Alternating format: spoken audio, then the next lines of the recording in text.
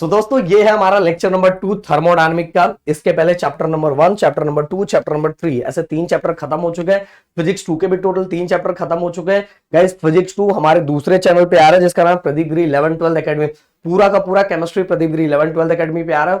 Bio 2 भी उसी पे आ रहा है, मैथ 2 भी उसी पे आ रहा है। तो भाई फटाफट वो चैनल विजिट करो, पढ़ना स्टार्ट करो। आपके पास टाइम बहुत कम है, बहुत ज्यादा कम है, इसलिए पढ़ना स्टार्ट कर दो मेरे दोस्त। तो स्टार्ट करते हैं जीरोथ लॉ ऑफ थर्मोडायनामिक्स। सबसे पहले ये समझने से पहले सबसे पहले हम ये समझेंगे, मान लो ए और सी एक दूसरे से कनेक्टेड है, तो ए और सी में तब तक हीट ट्रांसफर होगा जब तक दोनों का टेम्परेचर सेम ना हो जाएगा। और फिजिक्स के टर्म में बोलो तो जो दोनों जब तक थर्मल इक्विलिब्रियम नहीं हो जाएंगे तब तक दोनों में हीट क्या होता रहेगा, ट्रांसफर होता रहेगा। अब यहां देखो ए और बी में तब तक हीट ट्रांसफर होता रहेगा जब तक दोनों थर्मल इक्विलिब्रियम नहीं हो जाएंगे, मतलब दोनों का टेम्परेचर सेम ना हो जाए, तब तक उसमें क्या होगा, हीट ट्रांसफर होता रहेगा। देखो ए सी से कनेक्टेड है, ए बी से कनेक्टेड है, पर बी और सी डायरेक्ट कनेक्टेड नहीं है। फिर भी जब हम बी और सी का टेम्परेचर देखेंगे तो बी और सी हमें कैसा दिखाई देंगे, सेम दिखाई देंगे, मतलब थर्मल इक्विलिब्रियम में दिखाई देंगे। कहने का मतलब क्या है, देखो ए ये दोनों के साथ कनेक्टेड था, बी के साथ भी कनेक्टेड था, सी के साथ भी कनेक्टेड था, तो इसमें तब तक हीट ट्रांसफर हो रहा है जब तक दोनों का टेम्परेचर सेम ना हो जाए। यहां भी तब तक हीट ट्रांसफर हो रहा है जब तक दोनों का टेम्परेचर सेम ना हो जाए। तो इनडायरेक्टली अगर बी और सी को अगर हम चेक करेंगे तो दोनों का दोनों टेम्परेचर क्या हो जाएगा, सेम हो जाएगा। जैसे गाइस आपको पता है कि ये एक ऐसा दोस्त है जो सी से भी कनेक्टेड है और ये ऐसा दोस्त है जो बी से भी कनेक्टेड है। अब सी जो ए को बताएगा उसने बी को नहीं बताया है, फिर भी बी को पता चल जाएगा क्योंकि ए बी से भी कनेक्टेड है ना। तो भाई ऐसे दोस्त से बचो, समझ में आ रहा है कि नहीं। तो if two system are in each thermal equilibrium with third system are also in thermal equilibrium with each other, अगर दो सिस्टम थर्मल इक्विलिब्रियम में है और वो थर्ड सिस्टम के साथ भी कनेक्टेड है तो थर्ड वाला सिस्टम भी क्या हो जाएगा, थर्मल इक्विलिब्रियम हो जाएगा। और इसी लॉ को हम बोलते हैं जीरोथ लॉ ऑफ थर्मोडायनामिक। अब बात करते हैं इस हीट। देखो एक सिंपल सा एग्जांपल लूंगा, अगर आपका पेट खाली है तो मम्मी जितना भी चपाती लाएगी वो चपाती हम क्या करेंगे, लोड करेंगे, और हमारे अंदर वो चीजें एक्स्ट्रा आएगी। क्या आएगी, एक्स्ट्रा आएगी। जितना मतलब हमारा अंदर का सिस्टम खाली है तो बाहर से चीजें क्या आएगी तो हम उसको लोड कर सकते हैं। उसी तरह से गाइस जस्ट एग्जांपल ये हम यहां पहले समझेंगे। ये हमारा सिस्टम है, ओके, मतलब जस्ट गैस है, ये सिस्टम है और ये बाहर वाला सराउंडिंग है। ये क्या है, इसका जो टेम्परेचर है वो कम है और सराउंडिंग का टेम्परेचर क्या है, ज्यादा है। तो हीट कहां से कहां फ्लो होगा, एनवायरमेंट से सिस्टम की तरफ, क्योंकि बाहर का टेम्परेचर ज्यादा है और अंदर का टेम्परेचर क्या है, कम है। ऐसे करके हम दिखाते हैं, ओके, क्योंकि यहां ऐसे है इसलिए हम सिस्टम नहीं लेते हैं, एनवायरमेंट लेते हैं। बाहर को एनवायरमेंट लिया और इसको क्या लिया, सिस्टम लिया। अब बाहर का जो टेम्परेचर है वो ज्यादा है, बाहर का टेम्परेचर ज्यादा है, तो हीट कहां से कहां फ्लो होगा, एनवायरमेंट से सिस्टम की तरफ, मतलब सराउंडिंग टू सिस्टम, क्योंकि बाहर का टेम्परेचर क्या ज्यादा है और अंदर का टेम्परेचर क्या है, सिस्टम का टेम्परेचर कम है।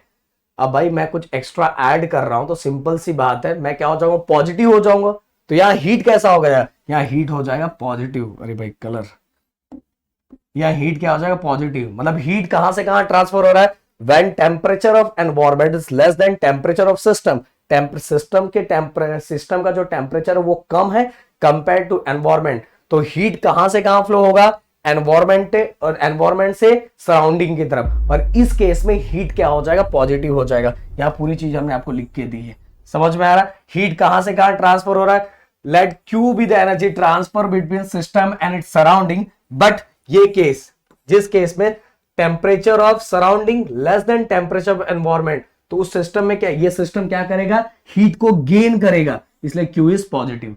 दूसरा केस, मम्मी 2 ही चपाती चाहिए थी, आपने तो 10 खिला दी, तो क्या कर लेंगे, वॉमिटिंग करेंगे ना भाई, अपनी चीजों को बाहर निकालेंगे। अब इस केस में, दूसरे केस में टेम्परेचर ऑफ सिस्टम, जो टेम्परेचर ऑफ सिस्टम है वो ज्यादा है compare to temperature of environment.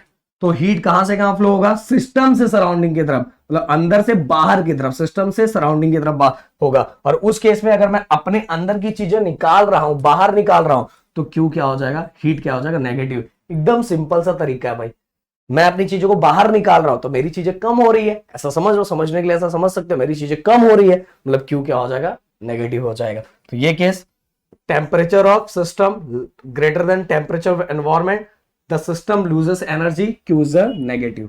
एक ऐसा केस, ये केस तो आप वैसे भी जानते हो, बाहर भी टेम्परेचर सेम है, बाहर भी एनवायरमेंट का टेम्परेचर भी सेम है और सिस्टम का टेम्परेचर भी सेम है। इस केस में ना तो हीट अंदर आएगा ना अंदर से बाहर जाएगा, मतलब Q इक्वल टू क्या आ जाएगा, हीट इक्वल टू 0। तो भाई ये सभी केसेस याद रखो जो कि आपको आगे काम होने वाला है, काम आने वाला है। अब बात करेंगे थर्मल इक्विलिब्रियम। किसकी बात करेंगे, थर्मल इक्विलिब्रियम। और आपके बुक में 3 टाइप दिए हुए हैं, पहला मैकेनिकल इक्विलिब्रियम है, दूसरा केमिकल इक्विलिब्रियम है और थर्ड थर्मल इक्विलिब्रियम है। भाई उसके नाम में ही काम छुपा हुआ है, उसके नाम में ही काम छुपा हुआ है। मैकेनिकल इक्विलिब्रियम, अगर सिस्टम के अंदर और सिस्टम एंड सराउंडिंग के बीच में कोई भी अनबैलेंस फोर्सेस नहीं है, कोई भी अनबैलेंस फोर्सेस नहीं है।